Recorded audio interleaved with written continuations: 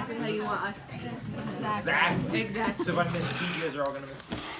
I'll also share my playlist. So if number 22 Share it. says discuss the nurse's everything. responsibilities and the following treatments for fluid YouTube one. overload. So first off, you have to describe what fluid overload is and what some common pathology that would cause fluid overload. Anybody have any ideas? VHF and Renal failure. well, you could drink, but renal failure. Those are the two that are going to probably cause fluid overload. So they both of those patients are going to be fluid restriction diet. The most common fluid restricted diet is like the 1500 ml fluid restricted diet, which I think I mentioned one point in lab. And it's like, how do you divide that up throughout the shift, right? So usually we do something to the effect of like 700 during the day, so that's from 7A to 3P, that's day shift, and then we do 600 from 7P to 11P, I'm sorry, from 3P to 11P, and then we usually leave about 200 left over for the night time, so in case they want to get up and have a drink of water, they have medications they have to take or whatever have you. So you have to be very strict with what you measure intake and output wise.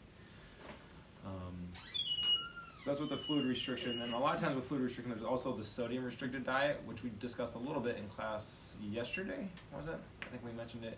And you know, what are some foods that are high in sodium? Ramen noodles. Okay, so anything that's processed, like ramen noodles, lunch meat, anything that comes in a can, even if it was put there by a man downtown in a factory. Peaches, I mean, you get the reference. Even like low sodium soup is still very high in sodium. It's like when Swedish fish say, oh, no fat candy, they're still a candy, right? So even low sodium soups are still high in sodium.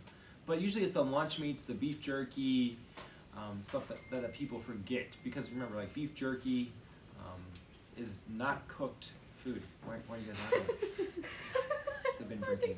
No. So you want to limit sodium. Usually they're on like a 2-gram sodium restricted diet, which means you have to keep track of how much sodium they take in. And of course, our nutrition friends will do that for us. And on their trays, they'll come with a piece of paper. We'll tell you exactly how much sodium's in each meal, and they'll limit what they can take in. And then we often encourage family members to bring food in for their loved ones because we want them to eat, and they often want to eat home food better than hospital food. Because hospital food, how do you say, Professor James? You're paying for it. Yeah, that's a good answer. And, like, it's edible, but like not something you want to eat, right? So we got to be careful when they bring in food because they'll bring in like McDonald's French fries. Pretty high in sodium on a sodium We restricted kind of diet. discussed that with a few that I said if you see somebody, a family members, they want them to eat, but watch what they're bringing in. If they bring in a Big Mac, French fries, probably isn't the best option. Yeah, not a good option. Yeah. So. I just want to say good luck, everybody. Thank You you. have a great lunch. Thanks for your So, help. Good luck.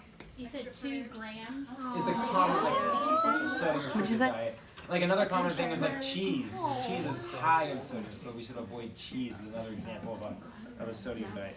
And then diuretic therapy, and that gets more into like their output, right? So far we talked about the input as far as fluid and sodium, and then when we have diuretic therapy, we're worried about the output.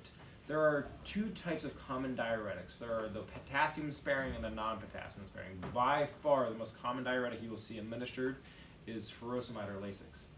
So is that a potassium sparing or non-potassium sparing? Anybody know? No.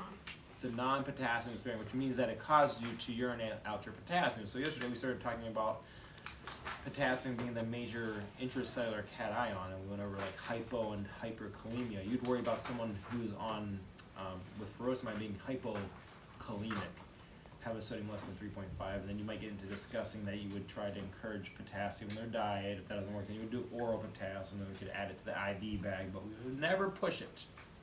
And that would be a really good answer for that question.